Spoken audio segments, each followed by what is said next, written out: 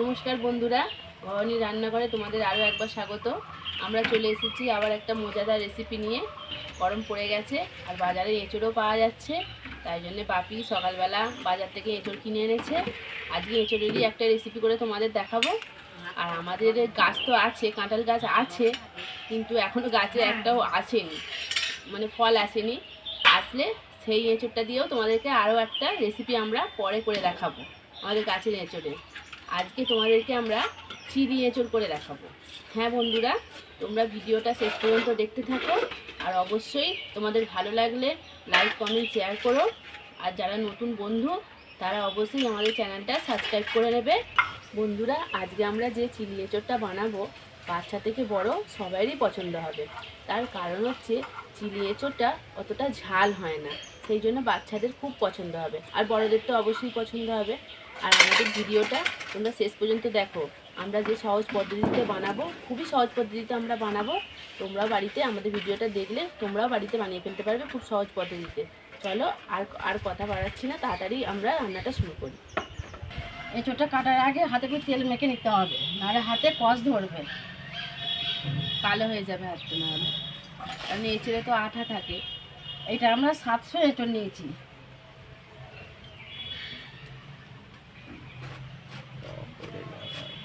এঁচোড়টা আমরা একটু ছোটো ছোটো করে কেটে নেবো, চিলি হবে, সেই জন্য একটু ছোটো করে কেটে নেব। এখন তো এই সবে গরম পড়েছে, এঁচড় তো বাজারে স্টোরের মালও বেরোচ্ছে, আবার কারো কারো গাছে এখন হয়েও গেছে ছোট ছোট। আমাদের গাছে এখনও হয়নি, অন্যবারে হয়ে যায়, এবারে একটু দেরি হচ্ছে হতে। তো মা এগুলোকে ছোট ছোট করে টুকরো করে কেটে নিচ্ছে। চিলি এঁচড় তো ছোটো ছোটোই দরকার। এই যে এরকম ছোটো ছোটো করে কাটো।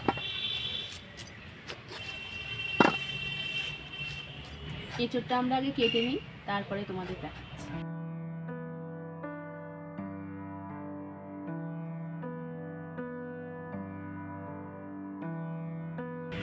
এঁচোড়টা কাটা হয়ে গেছে, এবার সেদ্ধ বসিয়ে দেবো। দেখো বন্ধুরা, মায়ের এঁচড়টা কাটা হয়ে গেছে, আর এটা মা এখন সেদ্ধ বসাবে। কিন্তু এটা খেতে খুব ভালো হবে, তোমরা দেখতে থাকো পুরো ভিডিওটা।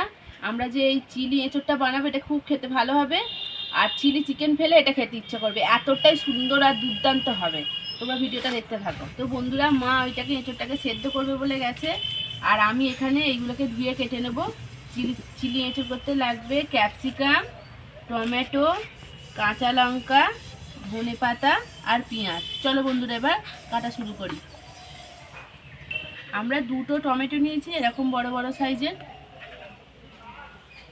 একটা ক্যাপসিকাম নিয়েছি, আর এটা 300 পেঁয়াজ নিয়েছি, আর ধনেপাতাটা অল্প পরিমাণ নিয়েছি, এই এতটা, গাছের ধনেপাতা আমাদের। চলো এবার এগুলোকে কেটে নিই। টমেটোটাকে ছোট ছোট চৌকো করে কেটে নিতে হবে। বড় টমেটো হলে 3 টুকরো করে তারপরে ছোট ছোট করে পিস করে কাটতে হবে, তবেই ছোট হবে, না হলে বড় হয়ে যাবে। এই যেরকম ছোট ছোট করে টুকরো করে কেটে নিতে হবে। ক্যাপসিকামটাও সেম ওইভাবেই কাটবো, ছোট ছোট করে টুকরো, কারণ চিলি চিকেনে হোক আর চিলি এঁচড়ই হোক, সবেতে এরকম ছোট ছোট করে টুকরো করেই কাটতে হয়। এটাকেও এরকম ছোট ছোট করে পিস করে কেটে নেবো, এরকম ছোট ছোট করে, এইভাবে। তো বন্ধুরা, আমি সব সবজিগুলো কেটে নিই, তারপরে তোমাদের দেখাচ্ছি। আর দেখো, মা ওদিকে মনে হয় এঁচড়টা সেদ্ধ করতে বসিয়ে দিয়েছে। কড়াই জল দিয়ে দিচ্ছি, এটা সেদ্ধ করার জন্য। এঁচোড়টা সেদ্ধর জন্য একটু লবণ দিয়ে দিচ্ছি,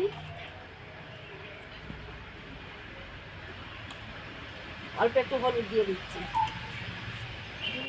এটা জল ঢেলে একটু ধুয়ে নিচ্ছি, জল গরম হয়ে গেছে, এবার চাপিয়ে দিচ্ছি। এটা এমনভাবে সেদ্ধ করতে হবে যাতে না ভেঙে যায়। এবার ঢাকা দিয়ে দিচ্ছি। তো বন্ধুরা দেখো, আমার সব সবজিগুলো কাটা হয়ে গেছে। লঙ্কাগুলোকে এরকম ফালা করে কেটে নিয়েছি, আর পেঁয়াজগুলোকে এরকম করে ছাড়িয়ে নিয়েছি, খোসাগুলোকে একটা একটা করে এই যে সব ছাড়িয়ে নিয়েছি। তো চলো দেখো কী কী লাগবে তো তোমাদের আগেই বলে দিয়েছি। মা ওইদিকে এঁচড়টা সেদ্ধ করতে বসিয়েছে, দেখি কি হলো, দেখি। চলো খুলে দেখি হয়েছে কি, এখন একটু বাকি আছে। তো বন্ধুরা, এঁচড়টা আমাদের নরমই আছে, বেশিক্ষণ আমাদের তো টাইম লাগবে না, 5-7 মিনিটের মতো লাগবে সেদ্ধ হতে। আর এমনভাবেই সেদ্ধ করতে হবে যেন না আবার এঁচড়গুলো সেই গলে মানে হয়ে যায়। আর তোমরা যখন করবে তোমরা দেখবে যে এঁচড়টা পাকা না নরম, সেই অনুযায়ী একটু সেদ্ধ টাইমটা মানে হতে পারে। আমাদের কিন্তু 5-7 মিনিটেই হয়ে যাবে। হ্যাঁ, সেদ্ধ হয়ে গেছে, এবার নামিয়ে নেব। মাঝে মাঝে খুলে খুলে দেখতে হয়, কারণ সব এঁচড় তো সমান নয়। তো আমরা এরকম ফুটো ঝাড়িতে জলটা ঝাড়িয়ে নিচ্ছি, এতে সেকেন্ডে জলটা ভালো করে ঝরে যাবে। এঁচড়টা সেদ্ধ করে জল ঝাড়িয়ে নিয়েছি, এবার এতে মশলা দিয়ে মাখিয়ে নেব। এবার কী কী মশলা দিচ্ছি দেখো। আগে লবণ দিয়ে সেদ্ধ করেছি, এখন অল্প লবণ দিচ্ছি। কাশ্মীরি লঙ্কা 1/2 চামচ দিয়ে দিচ্ছি। আদা বাটা রসুন বাটা একসঙ্গে পেস্ট করা রয়েছে, 1 চামচ দিয়ে দিচ্ছি। বেসন আমি 3 চামচ দিচ্ছি, কেননা আমার 700 এঁচোড়টা 700 নেওয়া আছে। কর্নফ্লাওয়ারও 4 চামচ দিয়ে দেবো। আমি হাত দিয়েই মাখিয়ে দিচ্ছি, কেন এতখানি জিনিস তো চামচে মাখানো যাবে না। আর চামচে করে মাখাতে গেলে এঁচড়গুলো কেটে যেতে পারে, সেই জন্য হাত দিয়ে মাখিয়ে নেওয়াটাই ভালো। এটাতে আমরা কোনো জল দেব না, এটাকে এইভাবে শুকনো শুকনোই মাখাতে হবে। দেখো মাখানো হয়ে গেছে। আমি এটাকে 2 মিনিট রেখে দেবো, রেখে দিয়ে তারপরে ভাজবো। 2 মিনিট চাপা দিয়ে রেখে দেবো, দিয়ে আমি এর পেস্টটা বানিয়ে নেব। চিলি সস আমি দিয়ে দিচ্ছি 3 চামচ দিয়ে দেবো। সয়া সস আমি 1 চামচ দিচ্ছি, এটা বেশি দেবো না। টমেটো কেচাপটা 3 চামচ দিয়ে দেবো। কড়াটা গরম হয়ে গেছে, আমি তেল দিয়ে দেবো। তেলটা গরম হয়ে গেছে, আমি একটা একটা করে এবার ছেড়ে দেবো।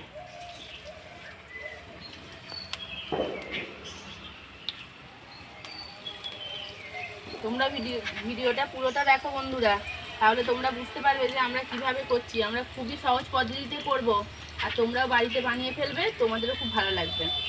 এটা কম সময়ের মধ্যেই হয়ে যাবে।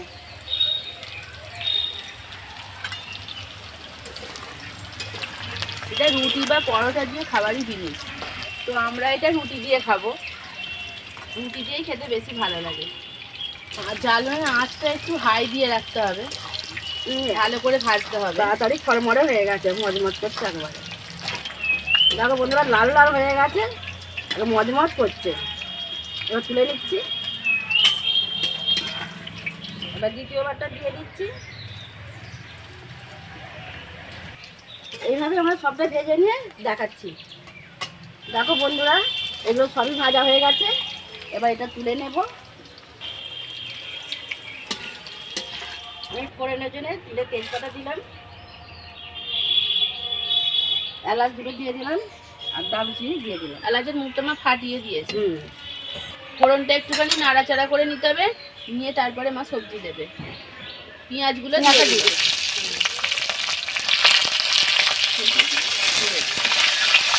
পেঁয়াজটা হালকা একটু নেড়ে চেড়ে নেবো, নিয়ে ক্যাপসিকামটা দিয়ে দেবো।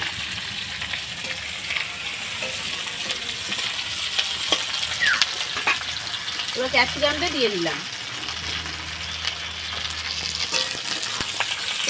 তো বন্ধুরা, তোমাদের কাদের কাদের পছন্দ এই চিলি এঁচোড়, অবশ্যই আমাদেরকে কমেন্ট করে জানাবে।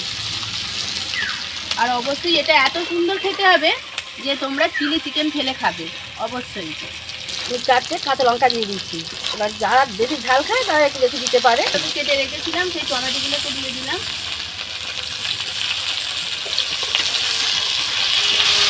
এবারে এটাকে ভালো করে নাড়াচাড়া করে নিতে হবে।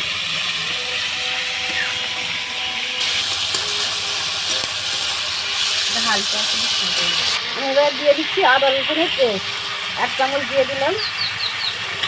হলুদ গুঁড়ো দিয়ে দিলাম, একটু ঝাল লঙ্কা দিয়ে দিচ্ছি, কাশ্মীরি লঙ্কাও দিয়ে দিলাম, 1/2 চামচ ধনে গুঁড়ো দিয়ে দিলাম, জিরে 1/2 চামচ দিয়ে দিলাম। দিয়ে এবার ভালো করে এটাকে একটু নেড়ে নিতে হবে। এবারে আমরা যে সসটা যেটা বানিয়ে রেখেছিলাম কেচাপটা, সেইটা ওর মধ্যে এবার দিয়ে দেব। এই বাটিটা ধুয়ে একটু জল দিয়ে দেবো।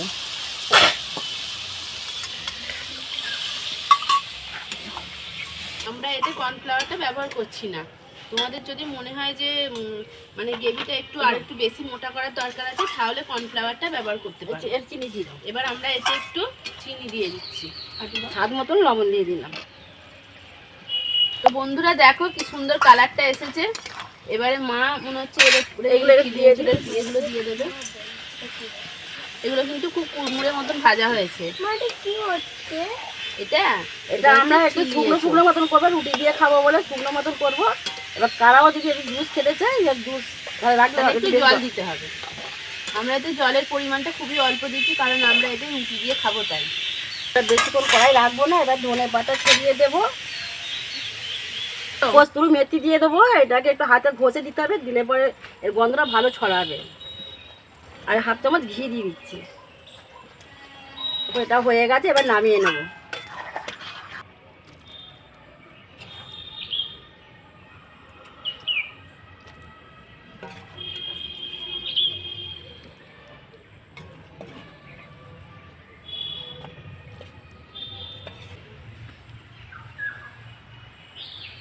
এই দেখো বন্ধুরা, পুরো রেস্টুরেন্টের মতো খেতে হয়েছে, আর দেখতেও কিন্তু পুরো রেস্টুরেন্টের মতো হয়েছে।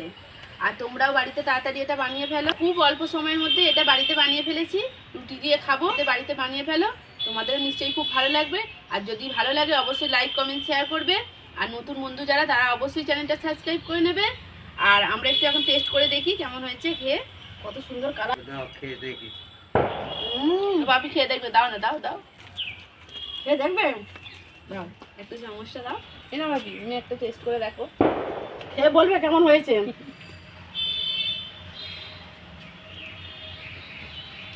খুব ভালো হয়েছে।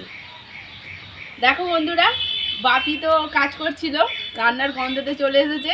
তো বাপি খেয়ে বললো খুবই ভালো হয়েছে, তোমরা বাড়িতে তাড়াতাড়ি বানিয়ে ফেলো। আর আমরা তোমাদের জন্য আবার নতুন নতুন ভিডিও নিয়ে আবার ফিরে আসবো। ততক্ষণের জন্য সুস্থ থাকো, টাটা।